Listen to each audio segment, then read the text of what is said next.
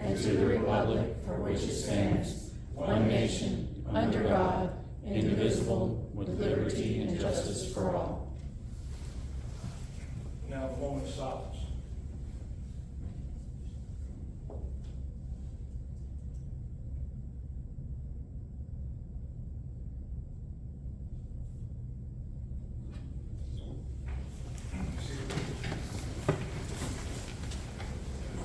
First item on the agenda is point of prize and orders.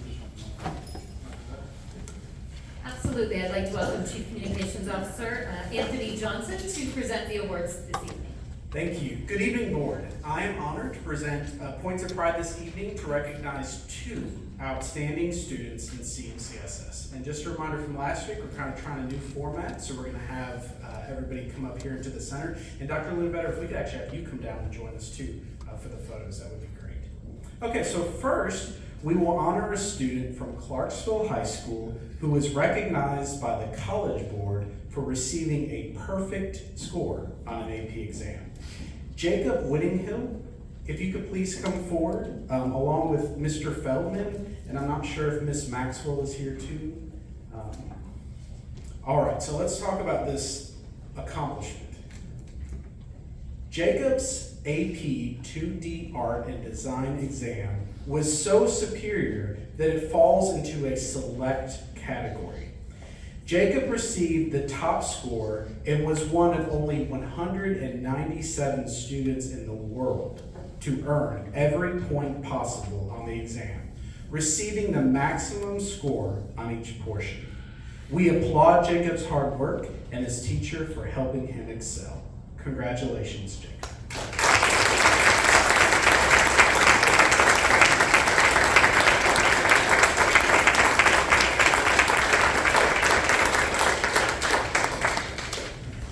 Next, we will honor a student from Montgomery Central High School who earned academic honors from the College Board National Recognition Programs.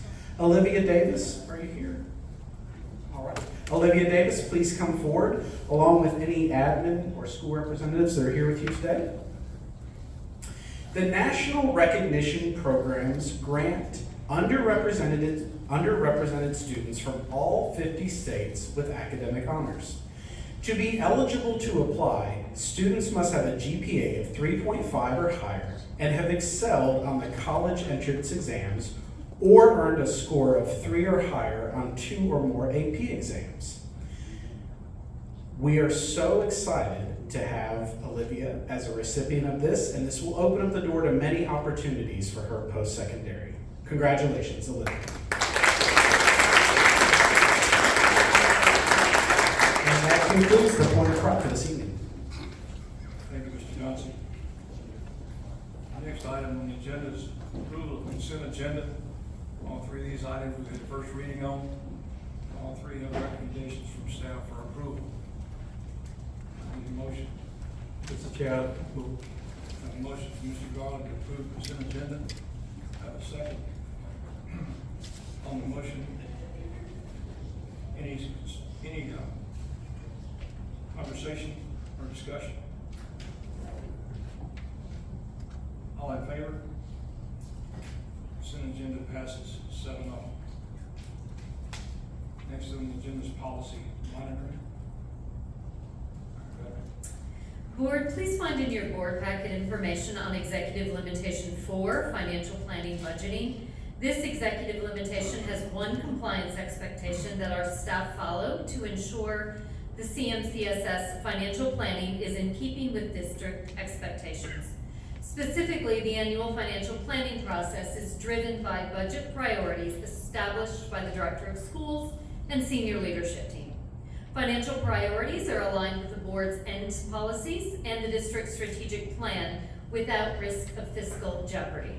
Estimates of revenues and expenditures used in developing the budget are based on historical trends and best and most current data available using a conservative approach. Additionally, key performance indicators are identified and monitored to ensure desired outcomes and to make course corrections if necessary for continuous improvement. Mr. Chair, this concludes Executive Limitation 4, Financial Planning Budgeting. Need a motion to accept.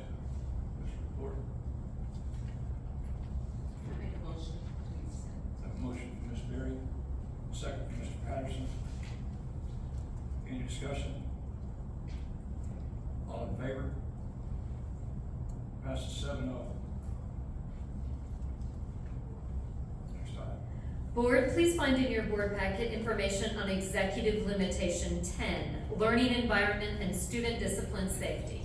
This executive limitation has 6 compliance expectations to ensure the Director of Schools provides a safe learning environment conducive to effective learning. The Student Code of Conduct is revisited annually with representative focus groups for feedback. The comments and opinions from these groups are organized and provided to senior instructional team for review along with principals and assistant principals. Changes are forwarded to General Counsel for review and recommendations, and also for integration with changes at the legislative level. School administrators are provided with guidelines on parameters within which they must administer discipline. These guidelines are communicated and reviewed annually, and upon incident should a concern arise. CMCSS has developed and still maintains a district disaster recovery plan, online individual school crisis plans, district emergency communications procedures, classroom and office response guides, and transportation emergency procedure guides. The SRO and Safe Schools grants are still used to assist with student safety. In addition, schools are required to complete 4 lockdown active shooter drills each year. The district holds quarterly security stakeholder meetings. During the 22-23 school year, CMCSS additionally implemented a safety hub to allow stakeholders to access safety and security resources. Principals control their daily school schedules by minimizing interruptions and maximizing instructional time. CMCSS administrative policy dictates compliance with all federal, state, and local laws prohibiting discrimination. Finally, to provide confidentiality, student and employee records are maintained through third-party software available on CMCSS internal network through password-protected software systems. When it is necessary to transmit sensitive data outside of the district, data is either password-protected or sent via secure transfer protocol. Likewise, district passwords are not sent through email per district policy. Mr. Chair, this concludes Executive Limitation 10, Learning Environment and Student Discipline Safety. Thank you for your report. Is there a motion to accept EL 10? Motion is on the floor. Is there a second? A second. Motion is second on the floor for EL 10. Any discussion? All in favor? Motion passes 7-0. Reports. Yes, I'd like to welcome Emily Vaughn, our Director of Teaching, Learning, and Innovation tonight to talk a little bit about goal number 2, implementing research-based math and literacy practices with high-quality instructional materials to increase grade level mastery. Good evening, board members and Dr. Luna Vetter. I'm happy to be with you all this evening to share with you our work in math and literacy. We are excited about our where we're headed this year, and glad to be able to share that with you all this evening. So we're going to focus exactly right here on goal 2 and share this goal with you. And I'm going to break it down into 3 parts as I share with you tonight. And we're going to start here with the math and literacy practices. And so if you look specifically here at what we refer to as our instruction triangle, historically, for the last years, we have focused very heavily on the what of the triangle, which are our Tennessee academic standards for all of our content areas, but specifically in ELA and math. A lot of our work has gone into making sure that we're working with these standards, that our teachers understand the content that they teach. As you know from previous reports, we've had frequent changes in standards. So just when we feel like we have our foothold in what we're teaching, they are changed or adjusted. And so we come back and we train again. And so sometimes that also accompanies changes in materials and curriculum. So we've been on kind of this spinning wheel of standards changes and curriculum changes. And so that is very important that we really continue to focus on the what of that instructional triangle. So very heavily focused there for many, many years. And then we have to also have to stay very focused in the how well. So knowing how our students are performing on those standards and making sure that our assessments are aligned to the standards. And so sometimes that has left us to not have the time to focus on the how. So how does that look instructionally in our classrooms? And so when we talk about this strategic work being about implementing math and literacy practices, we know that we needed a vision for that. And I've shared with you our literacy vision before. And so this really helps us create these guardrails for instruction. It really brings to life what instruction looks like in our classroom. And so you can see here specifically what the how of literacy is.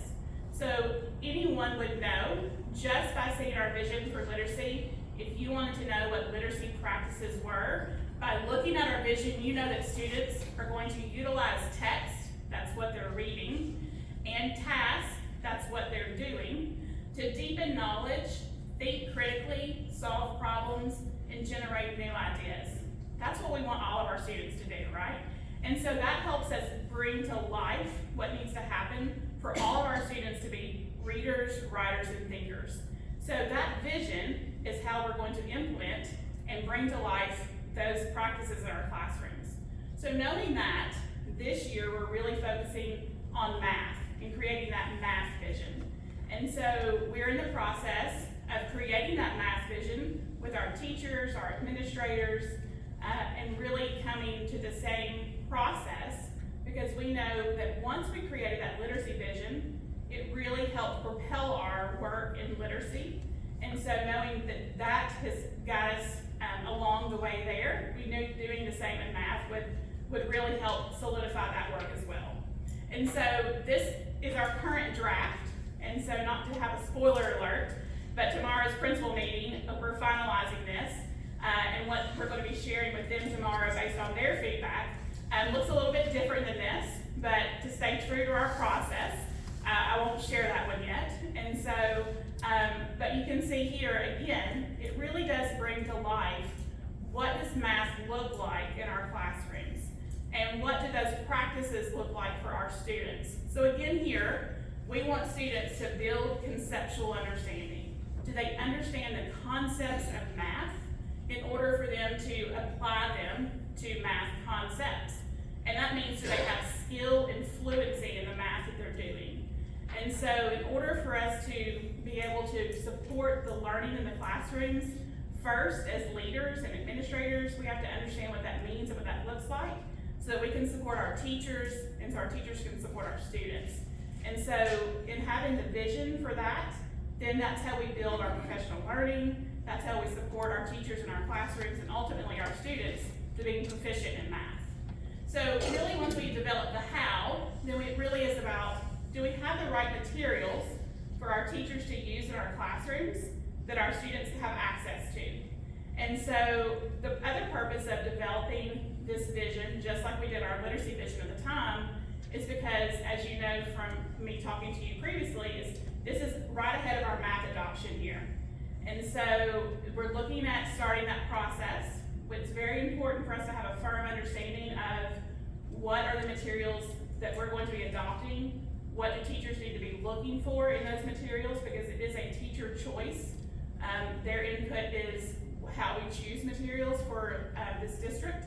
And so it's important for us to understand what does that look like. And so we'll follow that same process just as we did here for literacy high quality materials. We have great materials for literacy. Very thankful for the ability to adopt those materials back in 2020 and implement those, both for our knowledge, our reading portion of literacy for all grades, but also for phonics for the early foundational literacy pieces in our early grades. And once we do that, it's really important for us to have that implementation process. So monitoring that and knowing that we're using those materials with fidelity. So making sure that we're in the classrooms, supporting the implementation of those materials, doing our learning walks, giving feedback to our teachers, and using that feedback to build professional learning for our teachers in our schools, and then also having the support when needed. So our consulting teachers both at the district level and our academic coaches at the school level supporting that learning, and then also being able to apply and receive state support. So we have a couple of different grants. Right now, we have a state grant for implementation of materials that we're kind of on the tail end of with literacy, working very well across our grades, but very focused right now in middle schools. And then also, our district was named a Reading 360 district. And Reading 360 was it is an initiative rather, from the state that really focuses on literacy across the board.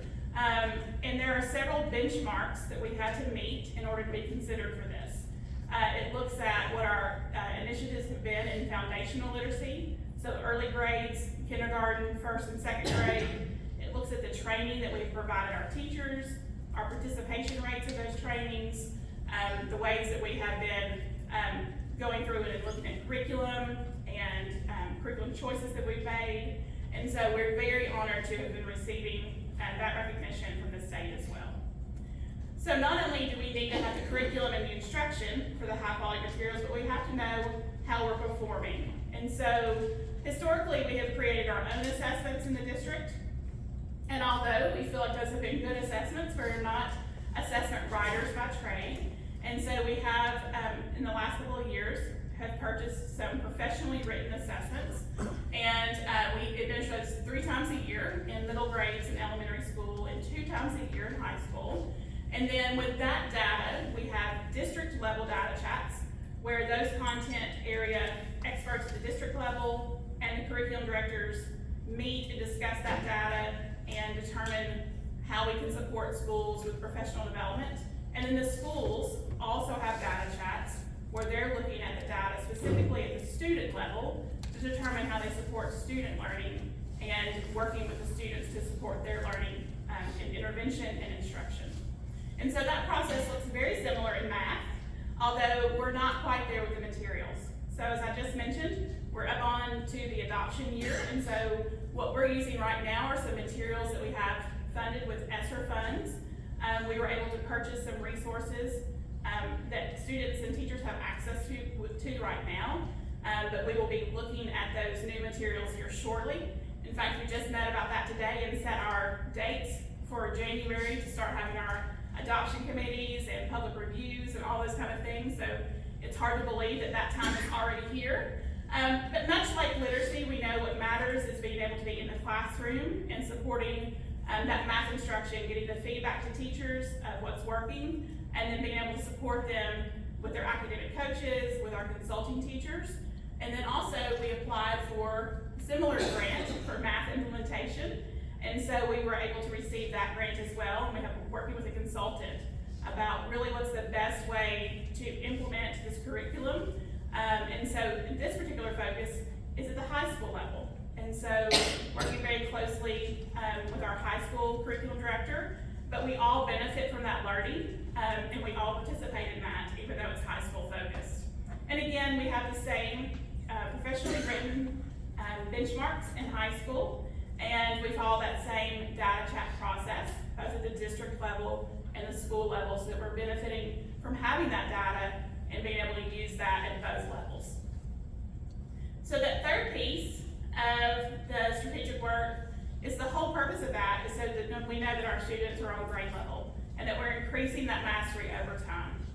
So we have gone, we've finished the first round of benchmarking for ELA, and we've just started our benchmarking for math.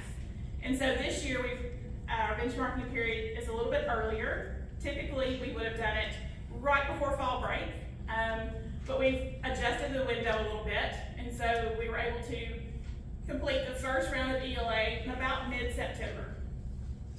So when you begin to look at this data, I want you to think about a couple of things. So this data is looking at the ELA standards that are to be mastered by the end of the school year. So you would not expect to see proficiency scores at this time.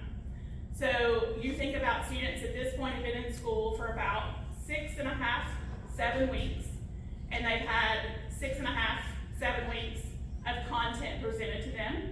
And so that is a fraction of the content, but this test actually tests all of the standards.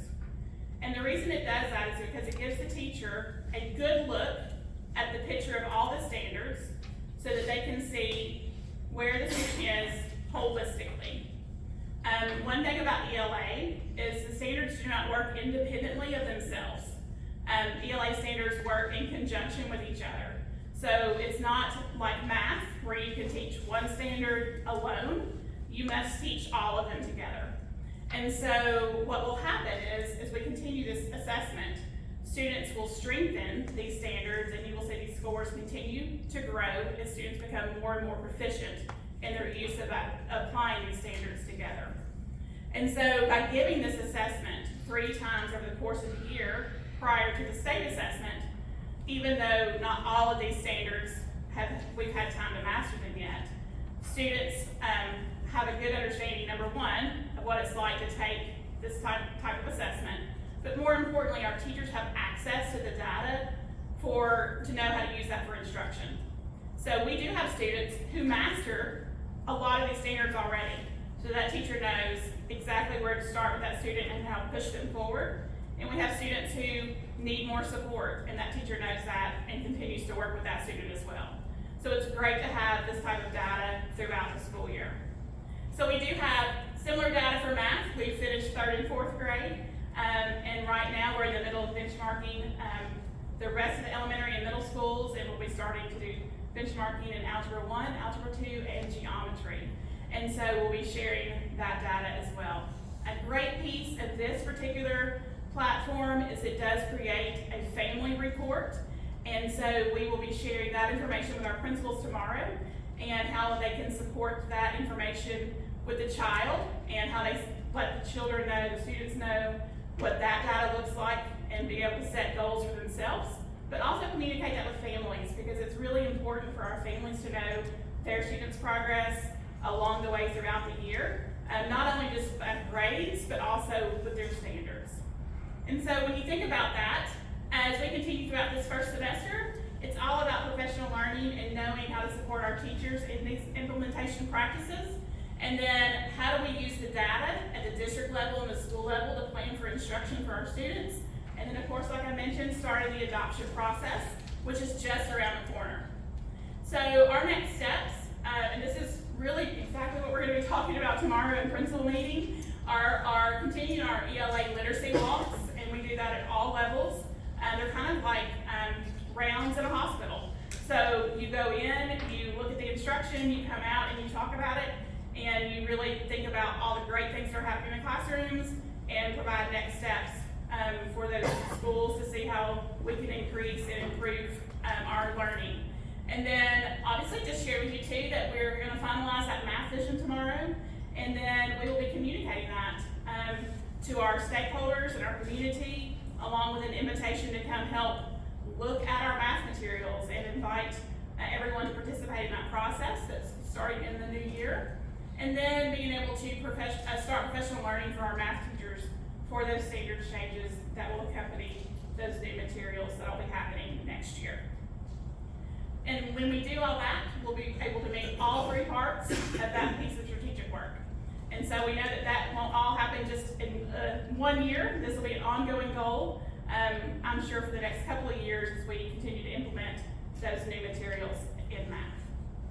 Any questions? Yes, good evening. Good evening. You said that students have access to material now. Yes, sir. 2-part question. One is, how do they access that material? 2, what percentage of students are actually actively engaging in utilizing the material at this point? Are you referring to the math materials that they currently have? Yes. So all students have access to math materials right now. We purchased them last year with ESSER funds, and so those math resources are for all grades, kindergarten through 8th, and then Algebra 1, Algebra 2, and Geometry. They have both digital access for students who access them on their computers, but also all students have written hard copy workbook access to. And is that part of their curriculum, or this is on a voluntary basis at this point? The teachers use it in planning, so it would be used however the teacher plans for that in the classroom. And so if the teacher can decide to use a digital version of that, or if they prefer to use the workbook version, they may. Also, some of our teachers still use some of the resources we had previously. We always start with a standard first, and so teachers tend to use what best aligns with the standard. And so if they find a resource that was from our previous adoption that best aligns, they may choose to use that resource. All those decisions typically are made in our collaborations, along with their academic coaches and their administrators. Thank you. Thank you for your work with this. Thank you. It's very important. I had a couple questions. Yes, ma'am.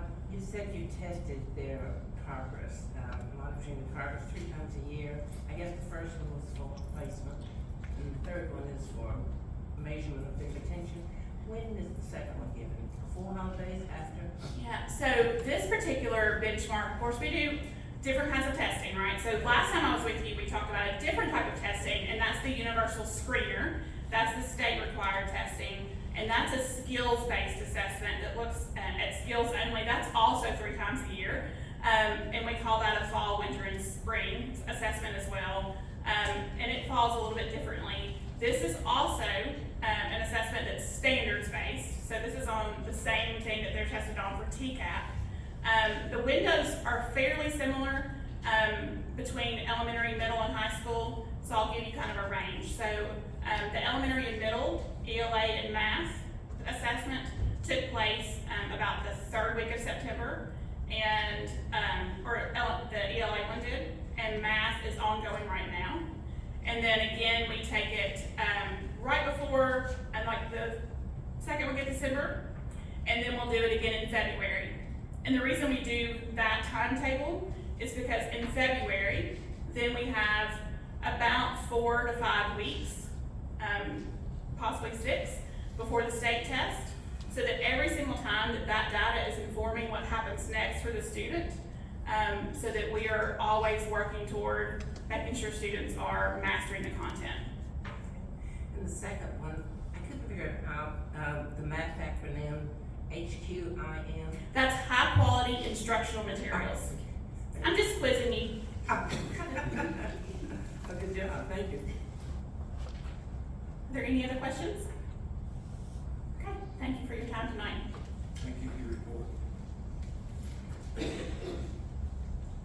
Next item is board discussion, consideration.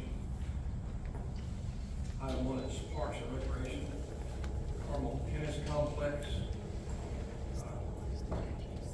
Need a motion on that. Any discussion? Have a motion by Mr. Collins, and a second by Mr. Patterson. Is that correct? No, sir, I was gonna make a motion. Okay. Have a motion, Mr. Garland.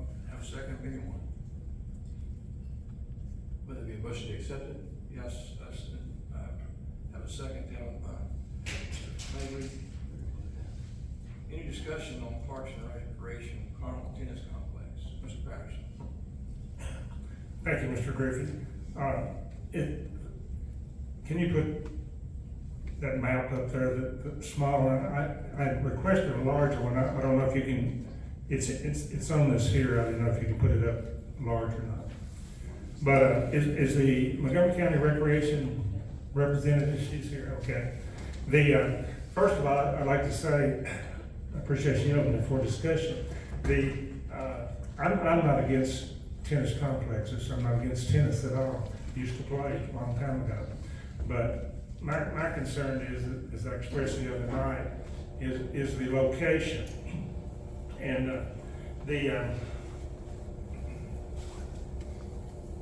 if you look on this map here, it's a small map, but let's see. I guess that one will work there. As you can see where the tennis complex is laid out here, the tennis courts and everything. If you look up to the right-hand corner, you can see the interstate, 2 lanes there. And my concern is if and when, and it'd be more when, that we have to extend the population of Carmel School. You know, we won't have any place to extend it. Again, we're blocked by the interstate to the right-hand corner, would be bought by the tennis complex. If you come down to Sango Road at the bottom of the mount, and today I went out there from that intersection there where Carmel Road touches Sango Road and Dixie B Road that goes vertical there. It's 4/10 of a mile to the clubhouse that we had talked about, that there's 66 acres of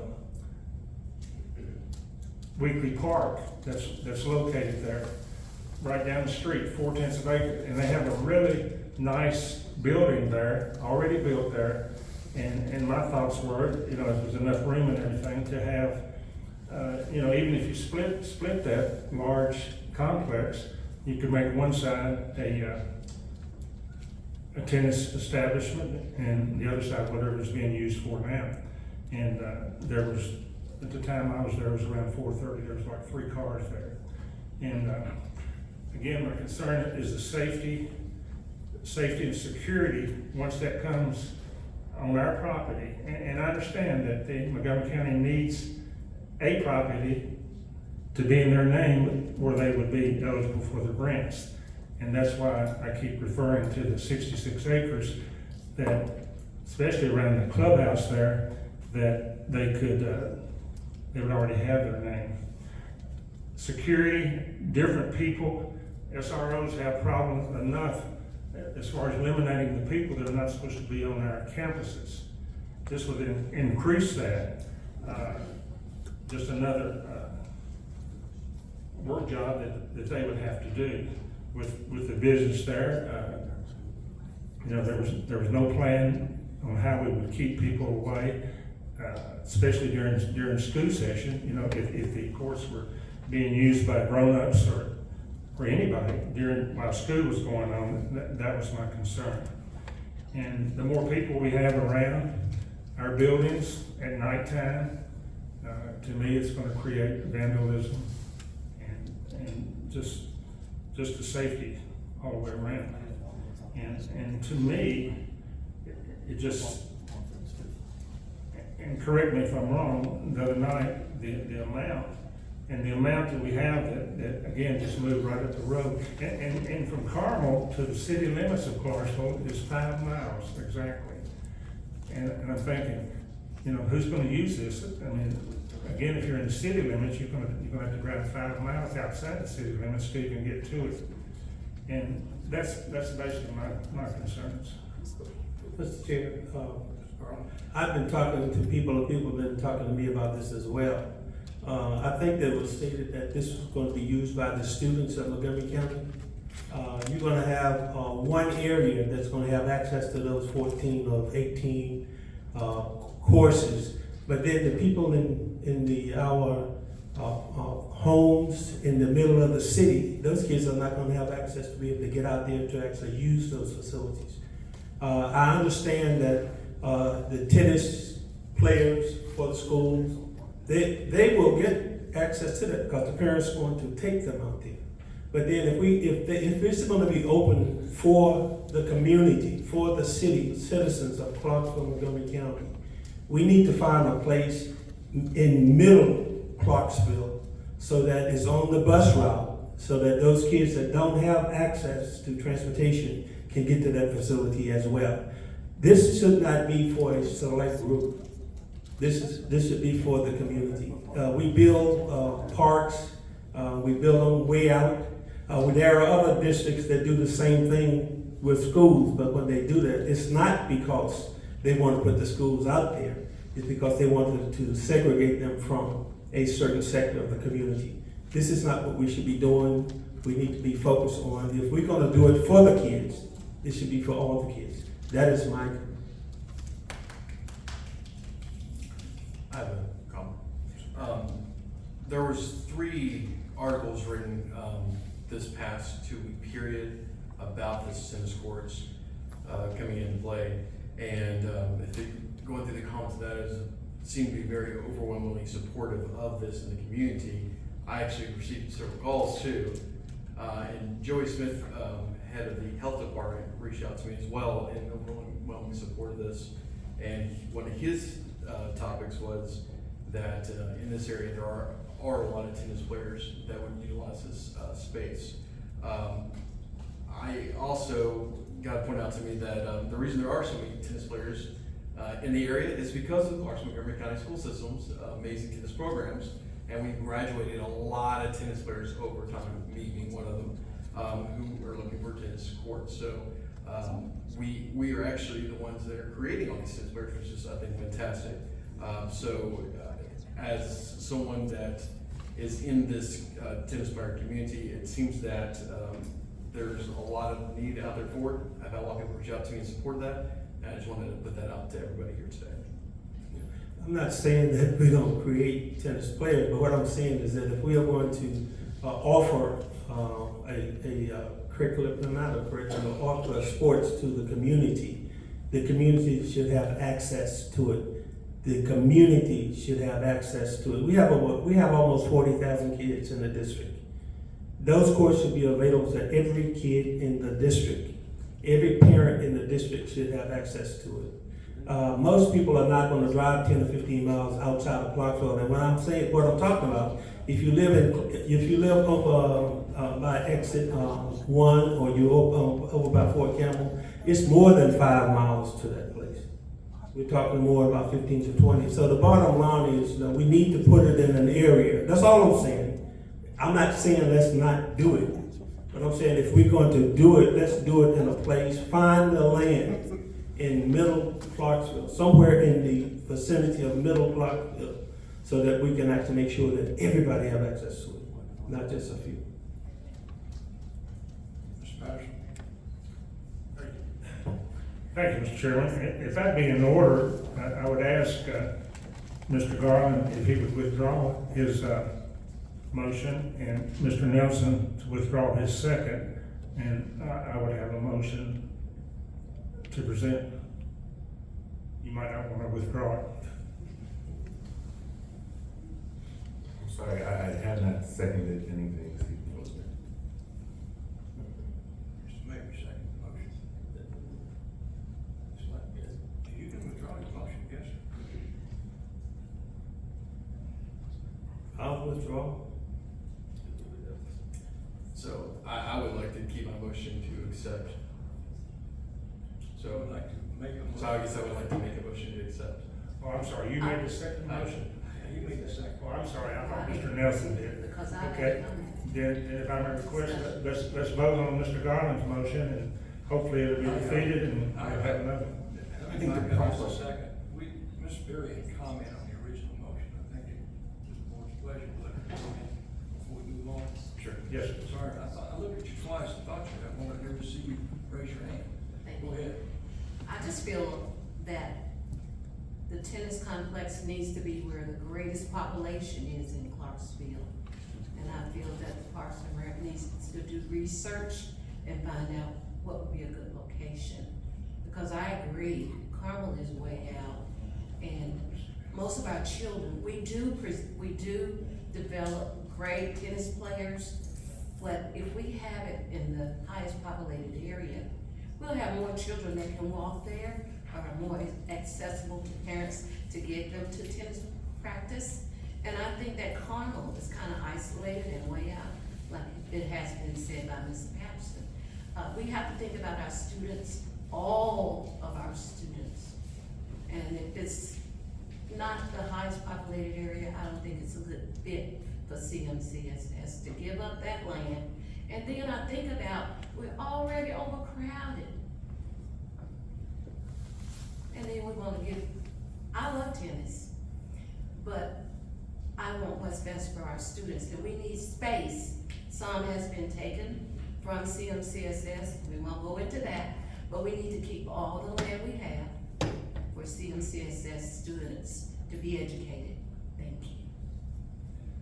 I apologize for not noticing you. That's Now, I'll go back to recognizing the withdrawal motion. Can I get another comment? I'm sorry, yes.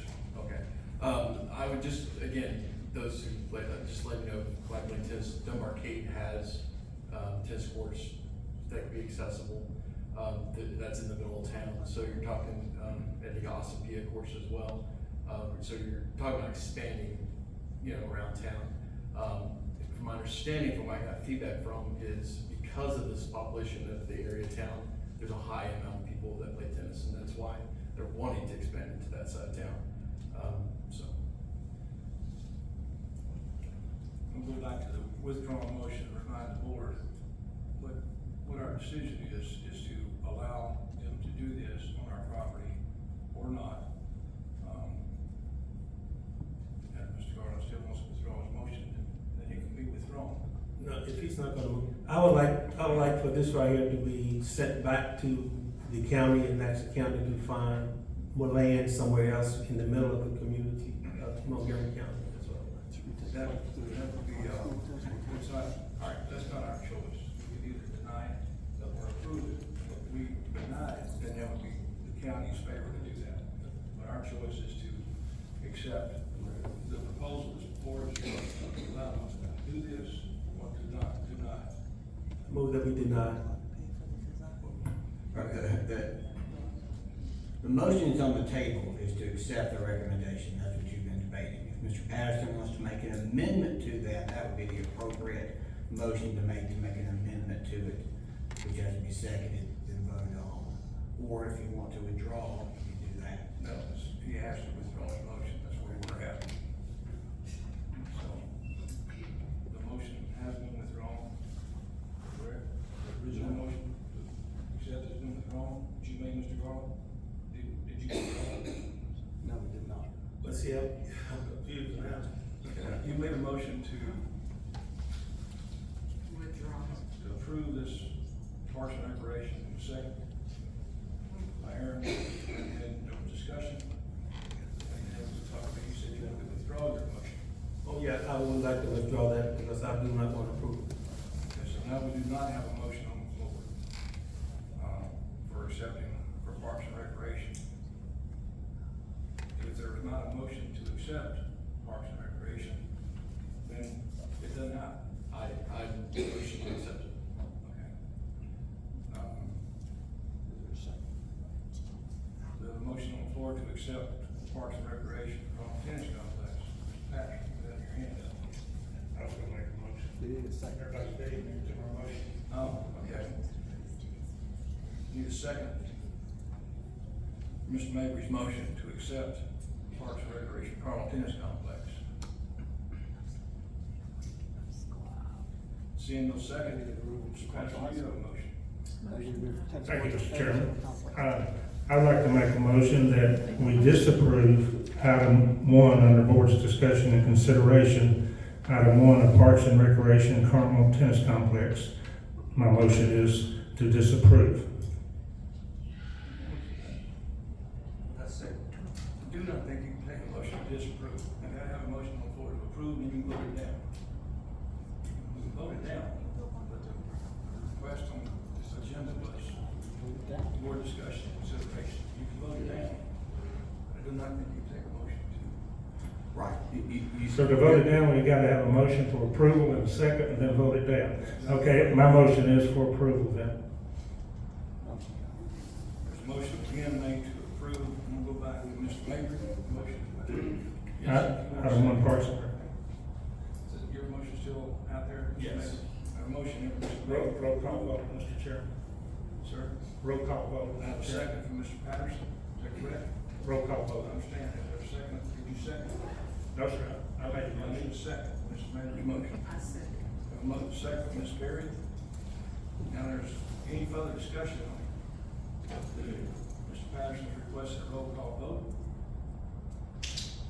And so we will have a roll call vote.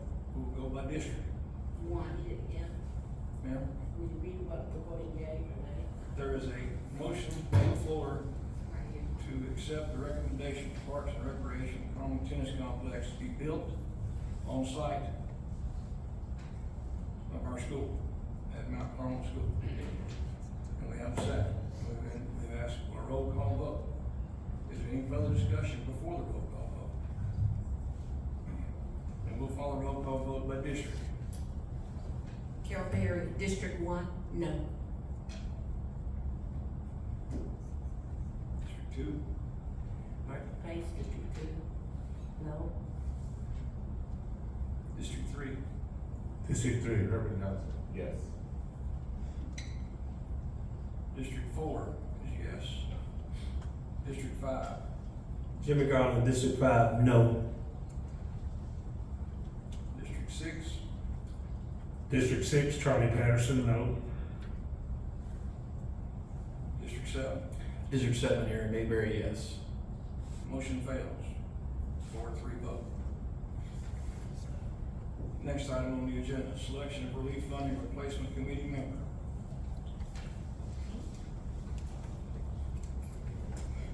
So, we have the relief funding committee. Currently, that is, Mr. Garland and Mr. Griffey. We had a board member who is no longer on the board who served as the third person. The, purpose of this committee is to oversee and help select when we are making decisions related to the federal funding. As such, we need a replacement member for our prior member. So we need someone in addition to Mr. Garland and Mr. Griffey to serve on this relief funding committee. Who have volunteered to serve on this committee? So maybe we appreciate your volunteering. You're welcome.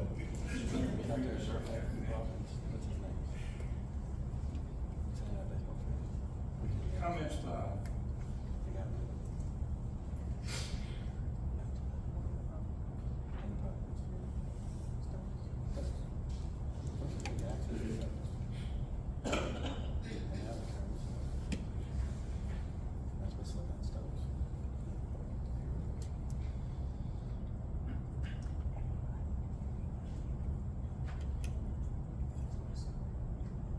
I'm going to accept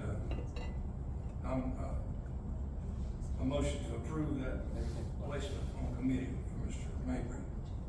Mr. Patterson's made the motion. Ms. Perry has seconded. Any discussion? All in favor? Passes 7-0.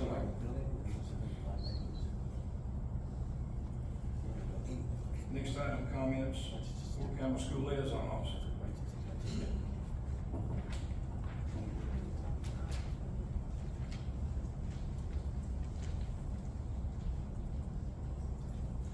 School board members. My name is Karen Watkins Judy, and I am the school liaison officer for Fort Campbell. And I would like to first of all thank Dr. Kenny Sukarski, I think was her name, the Director of Accountability for Clarksville Montgomery County Schools. She sent us our military connected student numbers for Montgomery County that we really, really needed, and headquarters have been asking us for. She sent them yesterday, and we sent them up the same day. And we are out visiting our respective schools. We just finished our week-long Army Higher Headquarters inspection. That was a long week. But now Ms. Laquivia and I are out. She was out today visiting schools in Montgomery County, and I will be out tomorrow, and I am slotted for 3 schools. Thank you. Thank you for your comments. Comments to CMCA representative.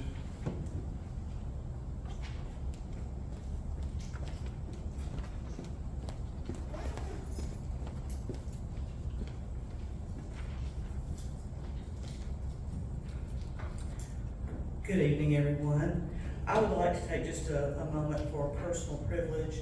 Over the last year in my day job as success coach at Early Technical College, I have had the honor and privilege of working with the communications department of CMCSS to help us with marketing materials and things that we needed to get our name out.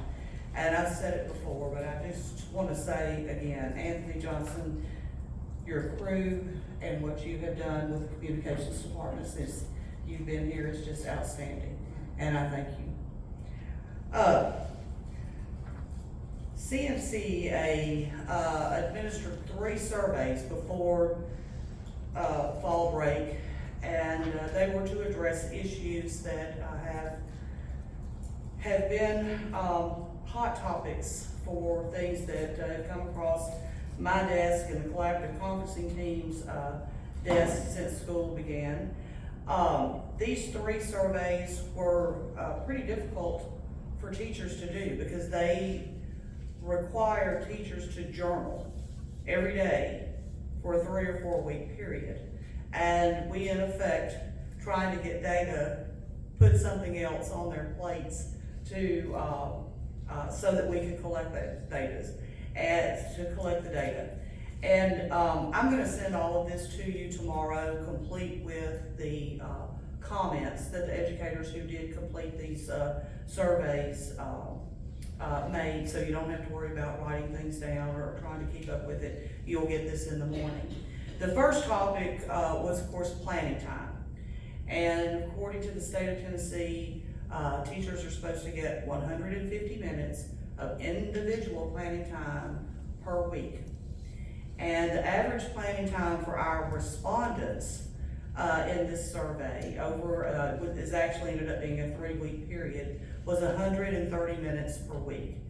We had a high of 235 minutes by 4 of the respondents, and that's getting individual planning every day. And then over 150 minutes per week, 29% of respondents indicated that they received over 150 minutes individual every single week. And even with that data, the average was below what the state individual planning time requirement is. And it's, it's 20 minutes per week, but when you extrapolate that over a year, I believe if I did my math right, that's 60 hours a year of individual planning time that teachers lose because of not getting what is required by week. Another topic that has come to our attention is elementary and middle school teachers not getting their complete duty-free lunch due to having to escort students to the cafeteria and back. And so we wanted to look at that to see exactly where this fell. And in elementary and middle, some schools have a 25-minute lunch period, some schools have a 30-minute lunch period, so we broke it down. And of those respondents who have a 25-minute lunch period, they average 18 minutes per day of that 25 minutes. We had a frequency of this population of 13% saying that they got 25 minutes every day.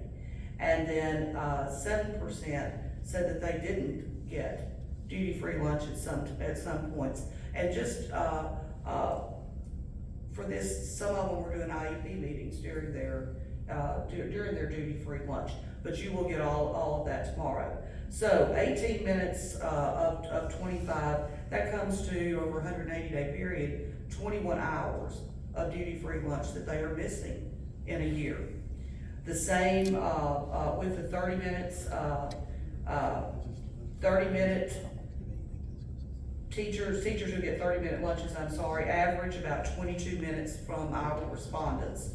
We had a high of 10% in this population saying that they did get a 30-minute lunch, and 3% of the population said that they had 0 minutes. Extrapolated out, this is 24 hours a year that teachers are not getting their duty-free lunch. It is only 8 minutes a day, but that does add up. I know this is Mr. Grumblay's favorite topic, the car rider and late bus duty. And we have absolutely no fault with transportation because we know the stress that you were under. Of our respondents, for car riders, they average staying after their contract, and these are not the people who are being paid late bus duty, which is they're paid. Each school has double bus route teams, and they are compensated for staying after school. These are educators who are having to stay after their contracted time for car riders or late bus duties, and they're not compensated. So on average, the educators who indicated that car rider pickup was their biggest issue, they're averaging 13 minutes per day, and that comes to 39 hours a year.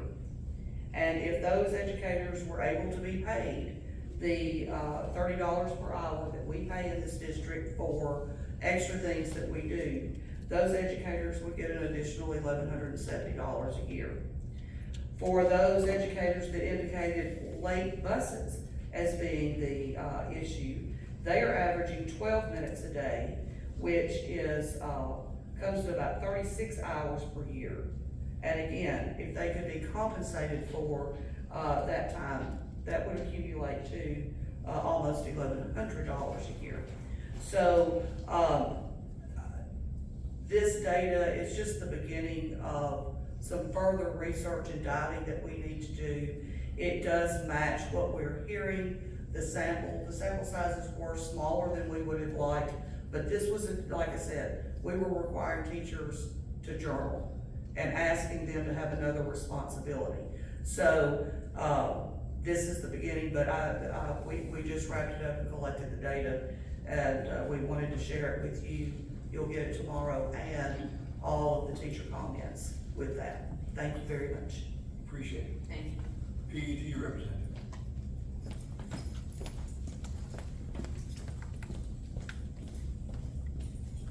Good evening, board members and Dr. Linda Vetter. I hope you had a good fall break. We got a much needed rest. Some of us a little more rest than others. I spent my time on the farm with my dad, and you know what farming does to people. They're busy all the time. But anyway, I came across two quotes during that time, and I think they're very pertinent to our school district and what we do. No one can be a great leader unless they genuinely care about the success of everyone on their team. Leadership is not about being in charge. Leadership is about taking care of those in your charge. And I think that's what our focus is this year. I know that the past couple of 3 years have been very difficult for us to get back on track to where we need to be. These statements are easy to say, but they're much more difficult to put into practice. It takes continuous checking in on a daily and weekly basis with all of your faculty. We teachers are no different than our students. We do not always verbalize what is bothering us, keeping us from our best performance or our interactions with others. This week, again, we're completing the survey of school climate. As I complete this survey, out of the 79 questions, that's a lot of questions, I just want to say, I believe the most important question though is missing. Simply a face-to-face interaction with each person asking, how are you today? We need that personal touch as much as our students do. I know this is a monumental task considering the size of our district. This is where this survey could work hand in hand with individual schools and asking that all-important question of, how are you today? This year at Moore, it may be other schools across the district, we've begun a weekly check-in, asking how we are, what do we need, who can provide that, and who can best support us. Our admin reads every single one and ensures that those who do need that extra support for that week get that support. To some, this can be life-changing. In this computerized age, I know computers can be our friends and not our friends, depending on the daily basis. We've forgotten, I think, what motivates people, and that's the human element. It helps us realize that hidden talent or potential we didn't know we had. So I'm looking forward to the results from this school climate survey in the near future. This is a place to start in getting us socially, emotionally back on track. We want to inspire teachers to understand it's not who you are that holds you back, it's who you think you are not. And I think that's a quote that we can also apply to our students as well. Thank you. Thank you for your comments. Comments from county commissioners. I'm always satisfied with a good set. We appreciate you being here, being a part of it. Comments from board members. Ms. Berry? Comments? Well, I just want to say that I appreciate all the hard work that Emily and the team is doing to improve our academic performance of our students on a daily basis. We appreciate each of you, every teacher, every staff member. Sometimes you just need to say that you appreciate people. Thank you for all you do every day. Ms. Banks? I think we introduced our new county commissioner. I did not.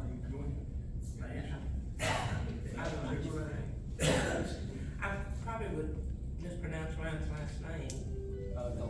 Because I didn't know what that accent. We're glad to have you on board. Thank you. Thank you for bringing that to my attention. Mr. Nelson? Yes, good evening. I have one question, and maybe Mr. Nolan may or may not be asked at this point in time. I had a parent call me, kind of hysterical. She had a child who was taken out and questioned because she was suspected of being an active shooter. And the parent was really upset because the school, she felt she had a very good relationship with the principal in the school. The parent was never contacted, even when her child was being questioned about this activity. And, you know, the way things work, if, you know, she might have said something like, oh, I hate social studies during this questioning, you know, potentially that could have been used as a string to, you know, cause other problems. And I was just wondering, when we're questioning students on issues like this, at what point do we get the parent involved? How about the answer, it depends? I mean, I don't know how to answer because I don't know enough about that particular situation and what the threat was written and active.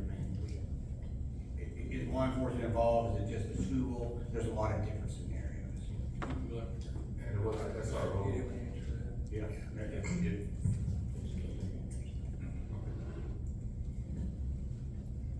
Mr. Mabry?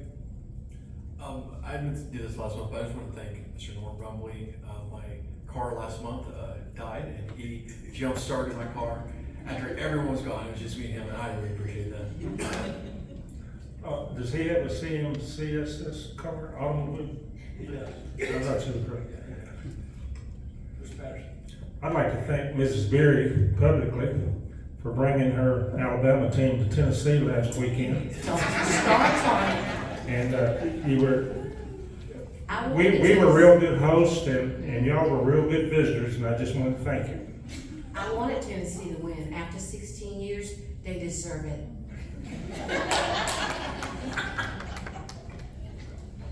I just think, I thank the staff, Dr. Luna, for the work that you guys do for the district. Clarksville, Montgomery County is a good district. Dr. Worthington always talks about good to great. We're just about approaching that greatness that he's been talking about. And I want you guys to know that we appreciate you. We can't do as much for you as we need to, but we'll do everything that we can to make sure that you get the support and that you need in order to continue the great work that you're doing. Thank you so much, from the teachers, from the janitors, from the bus drivers, everybody in the district. You're great. Thank you. Thank you, Mr. Garland. Director of Schools report. Good evening, board members. As you are aware, this was the first week back from fall break for faculty, staff, and students. As I visited schools this morning, it was great to see so many smiling faces who were happy to be back in the buildings. I've continued to emphasize with the cabinet that we are focused on employee retention. I promise I did not know what was going to be said in comments earlier, but one of the strategies that we've really focused on is that partnership with Upbeat, and surveys were launched this week to all certified and classified employees that really focus on what is needed for employee retention. There's areas that include school climate, hiring, onboarding, professional development, and just appreciation. The intent is really to identify best practices and potential areas of improvement as we strive to make CMCSS the best school district to work in Tennessee. Once the survey closes, the most important part is that we are going to be examining that data to find trends and opportunities, sharing that data, and then talking about what that means for next steps. Speaking of surveys, I'm happy to share that as of today, we have received over 12,000 responses to our parent and guardian survey that was sent before fall break. This is the highest number of responses the district has ever received. We continue to hold focus groups this week, as well as several different stakeholder groups to listen to feedback and ideas on how to improve. This feedback will be analyzed and reports will be provided to all of you in the coming weeks. This week, families will be receiving the annual Federal Impact Aid Survey. The Federal Impact Aid is designed to assist school districts that have lost property tax revenue due to the presence of a tax-exempt federal property. The funding helps support programs such as JROTC, after-school programs, and summer learning. We appreciate the support and partnership of Fort Campbell Garrison Commander Colonel Jordan as he helped us with this process, and we hope that all families will complete the survey. On the topic of partnerships with Fort Campbell, we have another exciting development, and that was the arrival of a very large gift from the military base. They were gracious to gift the school system a medical clinic that they no longer needed in the form of several portable buildings in very good shape that equate to about 5,000 square feet of space.